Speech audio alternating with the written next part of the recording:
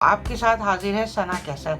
आज मैं आपको मज़ेदार आलू प्याज के पकौड़े बनाना सिखा रही हूँ। बेसन लिया है, नमक, कुटी हुई मिर्ची, पिसी हुई मिर्ची, कसूरी मेथी, कुटा हुआ धनिया, जीरा लिया है, चाट मसाला, प्याज, हरी प्याज, हरा धनिया, हरी मिर्ची ली है, आलू लिया है। सारे ड्राई मसाले डाल के अच्छी तरह मिक्स कर देंगे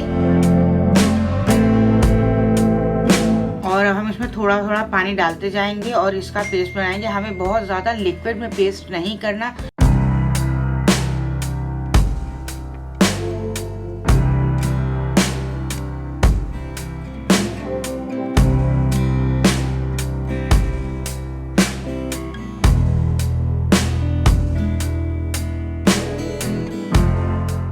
उम्मीद है मेरी रेसिपी आपको पसंद आई होगी।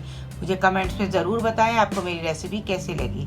मिलती है नेक्स्ट रेसिपी के साथ। अल्लाह हाफिज़।